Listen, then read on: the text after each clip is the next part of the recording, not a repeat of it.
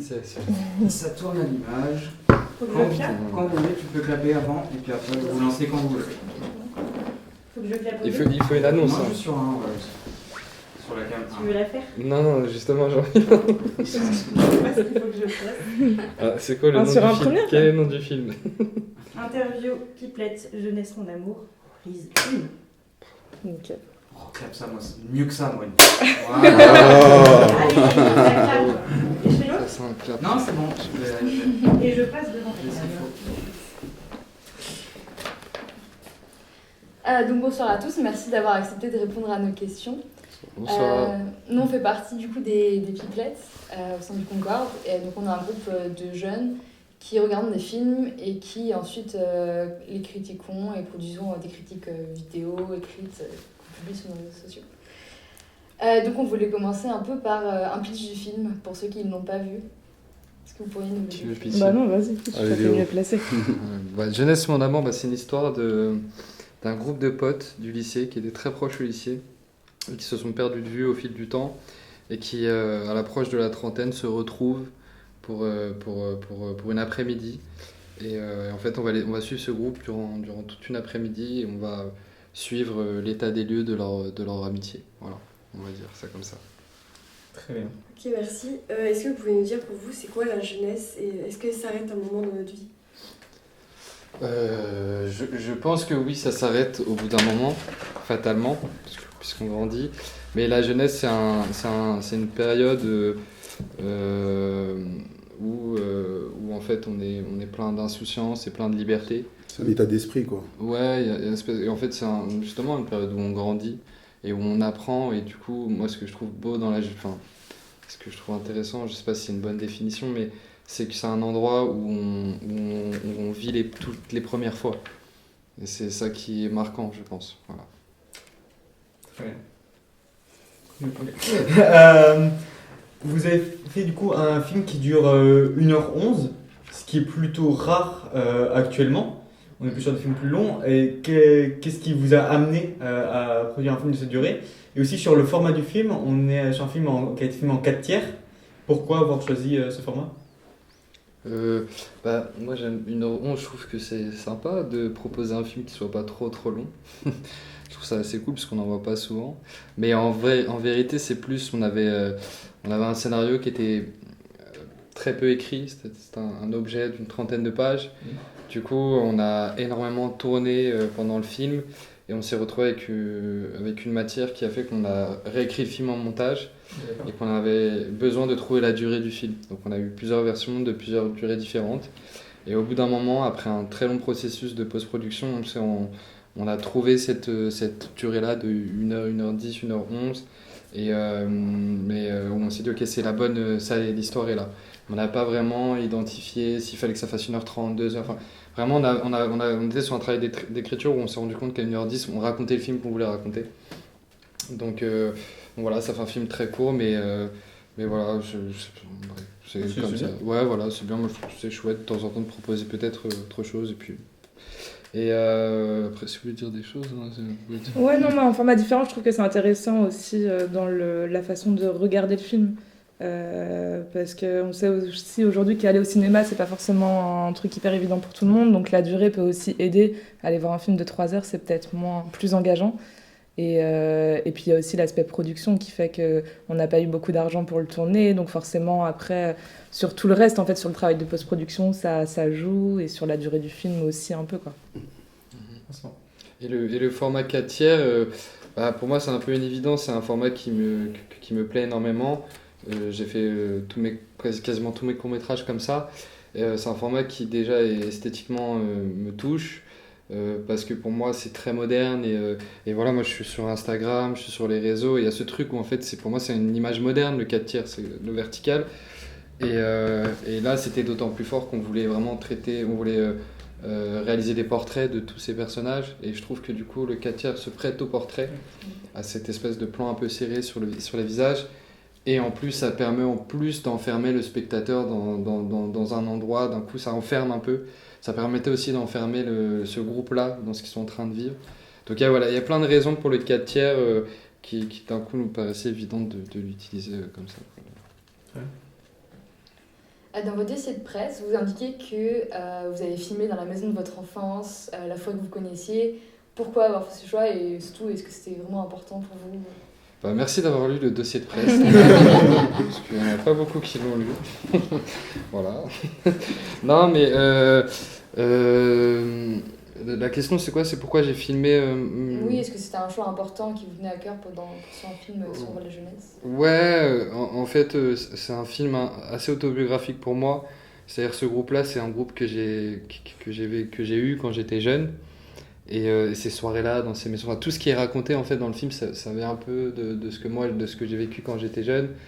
Et du coup, il y avait un sens à vouloir filmer ce groupe-là chez moi, dans le jardin de mes parents, et dans le bois où je promène mon chien, puisque le chien Wally dans le film, c'est mon chien. Et il y avait un truc un peu évident, et notamment même dans le processus de création, parce qu'encore une fois, on avait un scénario très peu étoffé, ce qui fait qu'il y avait un truc très instinctif dans l'écriture et dans ce qu'on voulait raconter, où moi je suis allé puiser dans mes souvenirs à moi, dans mon vécu à moi. Donc tout ce truc-là, tout ce méli-mélo-là faisait que c'était évident qu'il fallait qu'on tourne dans ce jardin. Puis après, il y avait aussi un élément de production qui, étant donné les moyens du film, ce décor se prêtait au tournage parce qu'il était disponible, parce que finalement, du coup, on pouvait l'avoir gratuitement et on pouvait tourner, c'était OK pour tourner. Donc il y avait à la fois un moyen d'histoire très important et aussi un moyen logistique qui nous permettait d'avancer dans la production du film. Voilà. Mais c'était une évidence, on n'a jamais cherché d'autres décors, on avait ce décor-là directement. Et je suis même allé voir les producteurs en disant j'ai mon décor, et l'histoire elle est là, elle va se passer là. C'était assez évident. Notre prochaine question elle est plus sur les métiers de la production. Donc les métiers de la production, c'est quand même des métiers relativement peu connus du grand public. Est-ce que vous pouvez nous expliquer en gros en quoi ça consiste? Oula, c'est vaste. Et en tout cas, sur ce film, quel est votre rôle dans le film? Oui, bah nous on est en coproduction, donc avec une société qui s'appelle Polyfilm, et du coup Pierre et Agnès qui sont coproducteurs. Et la production, bah, là c'est un peu particulier parce que Léo c'est un réalisateur particulier de fait qui écrit pas vraiment de scénario très précis comme il l'a dit, c'était 30 pages, c'était un objet plutôt qu'un vrai scénario. Et puis ça s'est tourné très vite. En fait, l'idée, elle est venue et en, je sais pas, 2 mois, on a tourné. On a tourné en 15 jours. En fait, on a tourné sans... On avait 3 mois pour préparer le film. Ouais, sans financement. Donc là, on n'a pas eu cette étape de recherche de financement pour ce film-là. On l'a eu après. Mais du coup, oui, voilà, dans le processus classique, si je dis... Enfin, après, j'aime pas trop dire ça, mais ouais, dans le format classique, c'est plutôt travailler un scénario avec un auteur, l'emmener vers un dossier le plus parfait possible, rechercher des financements, préparer le tournage, faire la post-production. Et après, la partie diffusion, c'est plutôt le distrib qui gère pour le long métrage, en tout cas. Donc, voilà. Merci. C'est toi? Oui. Un peu pour finalement pour tout le monde, mais qu'est-ce qui vous a réellement touché dans le projet et qu'est-ce qui vous a donné envie de vous y impliquer? Moi, en tant qu'acteur, ça fait 10 ans que je travaille avec Léo. C'est un peu mon alter ego du cinéma. J'ai tourné dans son film de fin d'études qui s'appelle Fils d'eux, avec Anthony Bajon notamment. Et du coup, on a gardé après, on a fait un autre film qui s'appelle L'un pour l'autre, un court-métrage. Et même quand je ne suis pas dans ces projets, j'y interviens d'une manière ou d'une autre. Et moi, je me rappelle, je t'ai appelé 2 mois avant et je lui ai dit faut qu'on tourne quelque chose, je ne sais pas quoi. Et on a l'habitude de s'appeler, de s'écrire et de se voir. Et il me rappelle 2 semaines plus tard et il me dit voilà, moi j'ai cette histoire-là, est-ce que tu es partant? Et j'étais tout de suite évidemment partant pour le suivre dans ce projet-là et dans cette aventure-là. Voilà. Et Léo, c'est un réel qui me fait beaucoup bosser, qui me fait beaucoup confiance. Et ça c'est très précieux d'avoir quelqu'un comme ça qui croit en lui, et qui croit en moi en tout cas, et qui est prêt à me faire tourner, quoi. Voilà. Puis c'est un peu pareil niveau production, dans le sens où nous on avait déjà travaillé ensemble avec Léo sur un peu le même format sur le Cœur en chien. Les Cœurs en chien, qui est un court-métrage qu'on a fait il y a 2 ans, un truc comme ça. 2019. Et puis du coup, bah, tu vois, c'est dans la suite de la relation aussi avec le réal et avec l'auteur qu'il y a d'autres projets qui se construisent. Forcément. Voilà. Est-ce que vous aviez d'autres œuvres, peut-être des inspirations en écrivant votre film? Bah ouais, pas mal. En fait, moi, il y a, bon, après, j'ai mes cinéastes favoris, un peu comme tout le monde, je pense. Mais quand on est en préparation de ce film, il y a deux films que j'ai revus beaucoup, qui étaient un film d'André Arnold qui s'appelle American Honey, que j'ai revu plusieurs fois parce que le film, le groupe, et l'espèce d'évolution, l'espèce de... Bon, eux, c'est un road trip, mais il y a un truc de comment évolue un groupe, comment évoluent les gens, le placement des gens dans ce groupe, et l'histoire d'amour là-dedans. Donc ce film-là, j'ai revu plusieurs fois, il m'a un peu obsédé pendant la prépa. Et il y a un film de Kelly Reichardt qui s'appelle Old Joy, où on suit deux amis qui se sont pas vus depuis très longtemps et qui se retrouvent pour aller camper dans la nature. Et c'est pareil, il y avait un truc où je le regardais, je me disais mais je veux faire ça, faut que je fasse comme ça. Et donc ces deux films-là, ils me sont été un peu mes deux films de chevet pendant toute la prépa.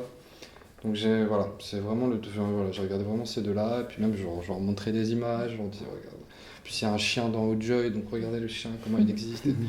Donc il y avait, voilà, c'est un peu les deux films. Après, c'est pas forcément des. Enfin, aussi, c'est des cinéastes que j'adore, que je trouve dingues. Mais il y a plein de. Enfin, moi, je regarde plein de cinéastes. J'aime bien prendre une filmo d'un cinéaste et de regarder du premier au dernier, de voir l'évolution. Mais pour ce film, c'était vraiment ces deux cinéastes-là qui m'ont inspiré. Pour la photographie, on a noté une photographie très particulière avec notamment des couleurs saturées, etc. Vous pouvez nous en dire plus? Ouais, bah, je travaille à l'image, je travaille avec un chef opérateur qui s'appelle Olivier Ludo. On a fait 3 films ensemble maintenant. 3 films. Donc on commence à mettre en place une collaboration qui est saine et qui est tout dans la confiance. Et je crois que c'est quelqu'un qui s'éclate à filmer librement, donc à avoir une caméra un peu libre à l'épaule et à se concentrer sur ce qui se passe devant la caméra et sur le jeu, et pas forcément sur la lumière, la mise en place et tout ça. Donc ensemble, on a un peu la même vision. Et en fait, on voulait quelque chose qui soit un peu nostalgique dans l'aspérité de l'image. Donc on n'avait pas les moyens de tourner en pellicule. Voilà, mais c'était pas très grave parce que du coup lui il est un peu geek, il va toujours fouiller, prendre caméra, puis il prend des objectifs, des filtres, il me propose plein de trucs, donc je crois qu'il s'éclate là-dedans. Et donc du coup on a pas mal cherché, on allait chez les partenaires, chez les loueurs, on testait des choses, et pour essayer d'avoir un truc un peu qui presque, je sais pas, qui dégrade un peu l'image, qui lui rend un peu un côté grain. Et puis après j'ai aussi l'étalonneur, pareil, on a un peu un trio qui était là souvent dès le début, même dès la prépa, pour me proposer des couleurs aux images. Et donc voilà, on a confectionné le film comme ça. Puis en fait aussi, ce qui était chouette, c'est qu'on avait tourné énormément en extérieur, donc il y avait très peu de lumière, et c'était beaucoup le soleil, beaucoup la lumière naturelle.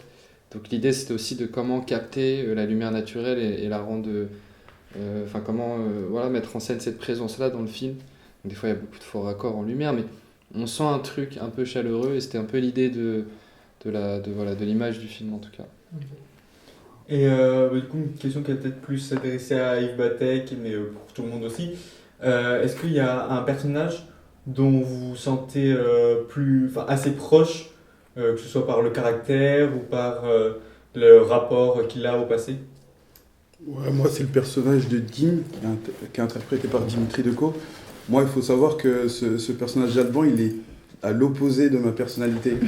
C'est-à-dire, je suis pas introverti, je m'exprime, si j'ai une émotion, j'ai un sentiment à exprimer, je le fais. Et c'est vrai que c'est le personnage de Dim dont je me rapproche le plus. Mais après, j'ai beaucoup pris de plaisir à interpréter ce personnage. Moi, j'aime bien aller aussi, c'est pour ça qu'on fait du cinéma aussi. En tout cas, c'est pour ça qu'on est acteur, c'est d'aller explorer d'un coup quelque chose qui nous est éloigné, et pour voir ce que ça fait aussi de vivre ces sentiments. Donc moi, ouais, c'est le personnage de Dim. Je sais pas pour vous, mais... Parce qu'il faut savoir que c'est lui qui met l'ambiance sur le plateau. Ah ouais. moi, je suis un fouteur de merde. Et toi, Non, moi je saurais pas dire, c'est trop dur.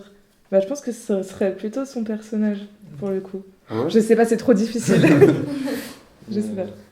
Ouais, je sais pas, il y a un peu de tout là-dedans, Ouais, dans les personnages. Et pareil, moi j'ai voulu faire ce film pour parler de ce que c'est de perdre ses amis d'enfance quand on grandit, ou en tout cas de se poser la question là-dessus. Du coup, quand je vois les personnages de film, je vois des copains très proches à moi. Donc il y a un truc comme ça où là, le film sort demain, le 8 mai.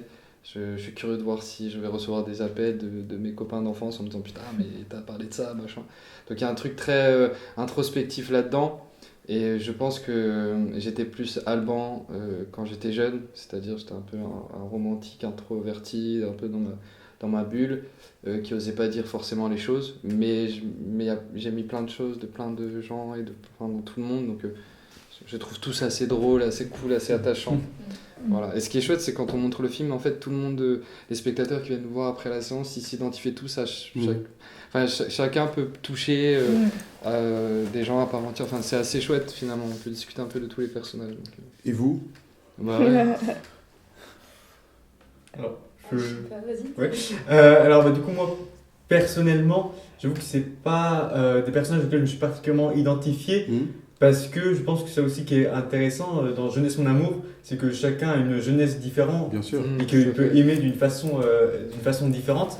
Et du coup, j'ai pas fait particulièrement de soirée, j'ai pas un grand groupe d'amis comme ça, j'ai 2 amis. Et je suis très heureux avec ces 2 Oui, amis. il n'y a pas qu'une forme. Et du coup, voilà, mais c'est aussi que je trouve intéressant, c'est que vous présentez une vision de la jeunesse et même plusieurs visions à travers les différents personnages. Mais après, voilà, chacun s'identifie ou pas, et c'est ça qui fait un peu la force du film également. Ouais, c'est cool qu'il y ait de la diversité dans les personnages parce que du coup, chacun peut s'identifier à une personne différente, c'est pas forcément tout le groupe. Il y avait ce truc-là où, effectivement, c'est un groupe, mais on se posait beaucoup la question, on disait souvent, mais il y a des gens qui ont eu peut-être un pote très fort, une amitié. Il faut que eux aussi puissent se ressentir, parce qu'on essaie de parler de ce que c'est d'avoir d'avoir des amitiés très fortes quand on est jeune. Que ce soit un groupe très soudé ou juste parfois on a un duo, on a un trio. Donc on se posait beaucoup la question. Finalement, où est notre place aussi dans une amitié, dans un groupe d'amis, que ça soit à 2 ou que ça soit en duo, que ça soit à plusieurs. Où est notre place dans une amitié, dans une relation? C'était ça aussi le sujet du film. Se poser beaucoup cette question-là. Oui, je trouve ça intéressant aussi qu'il y ait plein de visions différentes de... on a un groupe d'amis, mais est-ce que c'est toujours pareil qu'avant? Est-ce que ça a beaucoup changé? Et moi, justement, je m'identifierais pas mal à Mamie. Dans le sens où... Toi, tu te barres direct, quoi. C'est sympa, mais... Laisse tomber, quoi. Toi, t'as pas de temps à perdre, je m'en vais. Moi aussi, peut-être, finalement, t'as raison. Qui est ok avec son passé. Je m'entends toujours bien avec mes amis d'avant, mais c'est que... On évolue en fait, on n'est pas les mêmes personnes qu'on a été avant, même si c'est quelque chose de très nostalgique. Oui. Puis l'idée du film, c'est aussi de pourquoi toujours essayer de ressasser, en fait, de garder, pourquoi pas couper le cordon à un moment. Il y a aussi cette partie-là dans l'histoire. Vivre le présent. Savoir passer à autre chose. Voilà. Ouais, et puis Mamie a passé un bon moment en plus. Sans dénigrer. En plus, ce qui est beau avec son personnage, c'est qu'elle dénigre pas le passé. Elle dit voilà, les choses sont comme elles sont. Moi, maintenant, elles sont comme ça, je m'en vais. Voilà. Mais elle dénigre pas pour autant le passé. Ouais, mais on a bien profité dans le passé. Voilà, mais, exactement. Dans l'avenir. La vie a changé pour tout le monde. Donc le film est centré sur un humour de jeunesse. Est-ce que ça a à voir avec une histoire passée personnelle ou c'est plutôt un personnage que vous avez inventé? Non, moi je pense qu'il y a beaucoup d'autobiographie là-dedans où j'ai eu un amour de jeunesse fort. Mais qui n'a pas été forcément la source d'inspiration principale où je voulais raconter mon amour de jeunesse comme ça. Mais ouais, je me suis énormément inspiré de ces sentiments-là, de ce que c'est de tomber amoureux pour la première fois et de ressentir quelque chose de très fort.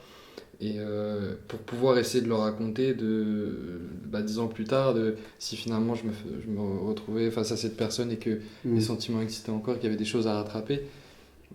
Après, l'histoire d'amour que vivent les personnages d'Alban et Lila, c'était vraiment quelque chose un peu plus large de l'amour de jeunesse.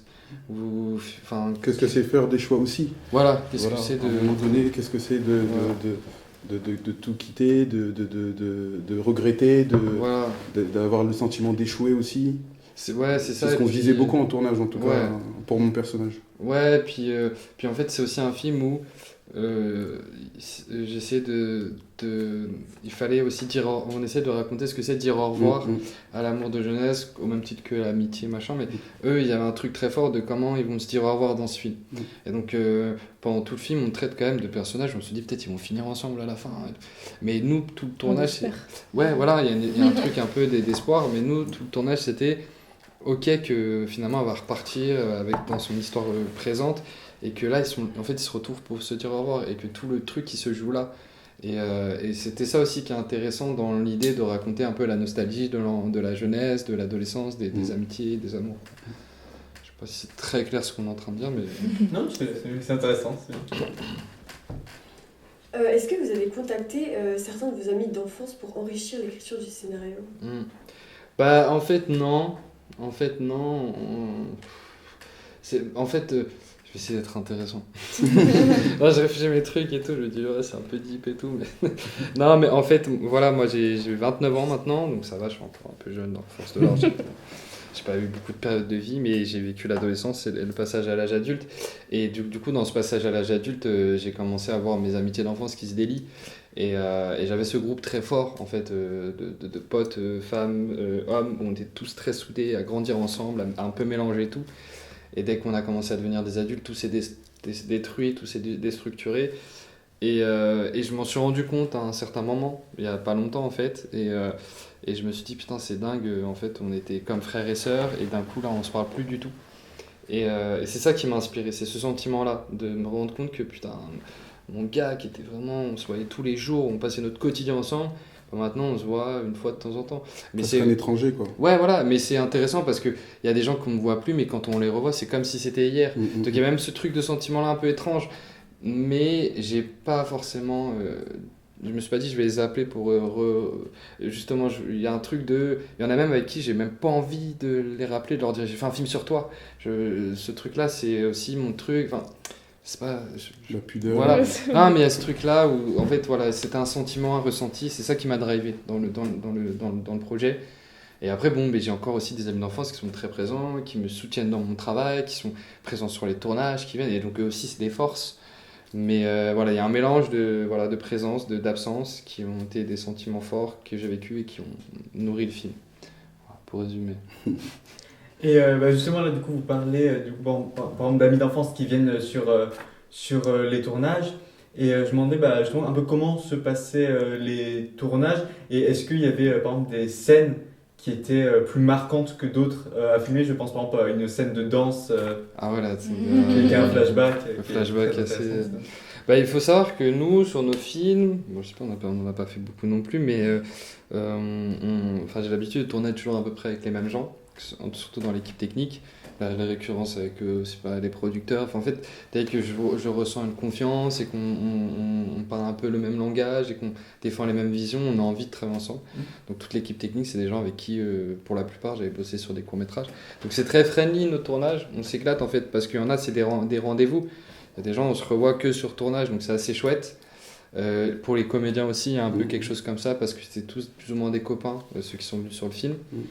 Donc il y avait un truc où en fait on s'est tous dit ok, on n'a pas beaucoup d'argent, on sait pas trop ce qu'on va faire de ce film, mais pendant 15 jours on se voit on fait une troupe de théâtre, quoi. On kiffe le truc et on a envie de raconter la même chose aussi. Ouais, et donc on a vécu le truc un peu comme ça, sans lendemain, un peu en disant on fait le film, on verra ce que ça donnera. Tête baissée.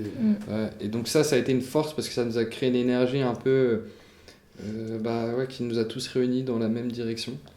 Ça c'est chouette. Après des scènes marquantes, oui effectivement c'est une flashback qui était la dernière scène du film, dernier soir. En plus c'était de nuit, pleine nuit, donc on était tous un peu crevés. Et on a mis en place un système technique assez compliqué où il y a des gens qui ont bossé très très très longtemps, du début du matin jusqu'à la fin de la journée, fin de la nuit. Donc il y avait un truc un peu comme ça, on donne les dernières forces. Et puis la scène était très belle et donc on était tous très touchés par ce dernier geste qu'on a fait. Mais moi j'ai trouvé la scène autour de la table qui était hyper riche parce qu'on tournait on a fait des scènes de 27 minutes à 2 caméras où il blablate comme ça et puis il t'envoie des trucs dans tous les sens, que c'est beaucoup d'impro. Et on a fait ça pendant toute la journée, donc il y avait des moments aussi très riches là-dedans. Après je sais pas vous si vous avez des trucs, et toi quand t'es passé Ouais, moi j'étais pas beaucoup là sur le tournage parce que j'étais enceinte. Mais oui, bah moi je suis venue le jour de la rencontre avec le promeneur du chien Ouais. et du coup de l'engueulade. Aussi, De... en même temps. Et moi c'était cette engueulade qui m'a beaucoup... Enfin quand je l'ai vue je me suis dit waouh c'est trop réussi, ça marche trop. Et du coup je suis repartie toute sereine. mais ouais non cette engueulade elle était quand même hyper forte. C'est là où on voit que c'est des comédiens qui ont une expérience, Enfin voilà donc c'est plutôt rassurant quand on est producteur. Et moi, la scène où j'ai eu plus de mal, pas de mal, mais qui était un peu plus compliquée pour moi, c'est cette scène de fin, où il fallait chercher quelque chose, une émotion, et Léo voulait vraiment quelque chose de très précis. Je me souviens que la veille, juste avant d'aller se coucher, parce qu'on dormait tous un peu, on dormait chez les parents de Victor Bonnel, et aussi Juste à côté, ouais. dans le décor de la maison du film, on dormait aussi là-bas. Et Léo vient me voir et me dit voilà, moi je te montre cette photo, et c'était un soldat asiatique qui retenait ses larmes. Et ça, c'était très dur pour moi parce que moi, je suis quelqu'un de très pudique, je suis quelqu'un qui pleure pas beaucoup et qui garde les émotions au fin fond, enfouies un peu au plus profond de moi. Et voilà, et c'était pas simple parce qu'il y avait aussi les raccords lumière à faire. Il y avait très peu d'équipes techniques aussi qui étaient là parce que c'était une scène très très intime. Donc voilà, moi c'était cette scène-là qui m'a un peu donné... Ouais, qui t'a demandé un temps de préparation. Un temps de préparation où voilà, c'était pas facile quoi. Yes. C'est un peu pour vous tous, mais est-ce que Léo dit que un peu le film est parti de cette phrase qu'il avait lue. On perd ses amis à partir de 25 ans.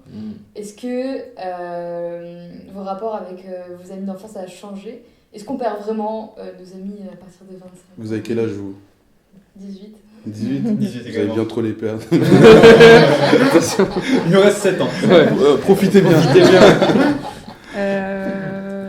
Non, moi, dans mon cas perso, non, parce que je suis en couple depuis très longtemps, donc forcément, c'est les mêmes constructions de groupe d'amis. Peut-être que si un jour je me sépare, je les perdrai, mais en tout cas, pour l'instant, non, moi, j'ai gardé les mêmes amis depuis mes 18 ans. Et là, j'en ai 30 aujourd'hui. C'est beau. Mais bon, après, oui, j'ai perdu des amis du collège ou du lycée, mais une fois que je me suis construit ma propre bande, je pense que ça reste après, j'espère. Moi, je viens d'un quartier, enfin d'un arrondissement à Paris qui est dans le 18e. Donc je vis toujours dans le 18e. Donc oui, je les vois des fois passer, des fois je fais exprès de ne pas les voir. et je les laisse passer parce que j'ai rien à leur dire. Mais non, moi j'ai plus ou moins gardé les mêmes amis. Mais c'est réel, en tout cas dans ce film, ce qui est véridique, c'est que en fait, tu te rends compte à un moment donné que tu n'es plus sur la même longueur d'onde qu'un mec avec qui tu joues au foot ou avec qui tu déconnais. Et ça, c'est la réalité, c'est que c'est la vie qu'il veut, il faut juste l'accepter. Mais non, moi, en globalité, j'ai pas perdu. Et puis même si on les perd pas, parce qu'on est peut-être plus fort que ça, plus intelligent aussi, mais il y a quand même des choses qui changent, ça c'est évident. Plus on vieillit, plus on s'installe, plus on s'installe dans nos vies professionnelles, familiales, personnelles. Forcément, ça change des choses. Après, il faut réussir à aller vers le même chemin ou à emprunter des chemins différents. Mais ce qui est intéressant, c'est qu'à l'adolescence, en tout cas, ce que moi j'ai aimé explorer, c'est que c'est un endroit où justement on a cette espèce de liberté d'être tout le temps ensemble, où il n'y a pas vraiment d'impératif, et ce truc-là, il est hyper, ça soude les gens, les relations. Et en fait, plus on grandit, plus on doit être face à des choix. Et il y a ce truc-là, en fait, du passage à l'âge adulte qui ressort aussi dans l'exploration de l'adolescence et de l'amitié dans ce film. C'est que, en fait, oui, on perd des amitiés d'enfance, et il y en a qui restent, et on se refait des bandes, des machins. Mais c'est aussi comment les relations évoluent d'un âge à un autre et d'une période à une autre. C'est là que ça devient intéressant. Enfin, moi, c'est là où je me suis amusé à explorer cet endroit avec l'équipe et tout, en disant... il y a des gens qui sont... Enfin, ça part d'amitié, mais peut-être que maintenant c'est des adultes et que du coup forcément c'est pas le même quotidien, donc il y a forcément des choix à faire, et ça peut séparer aussi les gens, et ces trucs-là, c'est ce qui est intéressant. Et du coup, ce que vous dites maintenant, ce qui est intéressant, c'est est-ce que quand vous étiez jeune, donc adolescent, Est-ce que vous pensiez déjà comme ça? Vous saviez que vous allez perdre certaines personnes? Enfin, perdre... Moi je pensais que ça allait être non, on était soudés justement, on avait ce truc là de se dire on va tout faire ensemble, on va grandir ensemble, même presque on vivra dans la même maison, tu seras le parrain de mes enfants, machin, on avait ce truc là en fait. Et c'est ça qui est trop beau, c'est qu'on était comme des un peu butés justement de ne pas comprendre ce que l'avenir allait donner, et c'est cette force là quand on est tout jeune, ado. Et c'est ça la jeunesse finalement. Ouais voilà, c'est ce truc là, Voilà, c'est l'insouciance un peu, c'est la naïveté. Voilà. Merci beaucoup. En Merci tout cas. à vous. Merci à vous. C'était très agréable merci beaucoup d'avoir répondu. Merci Merci beaucoup. à vous. Merci, au revoir. Vous êtes incroyable. Ah ouais, c'est trop bien.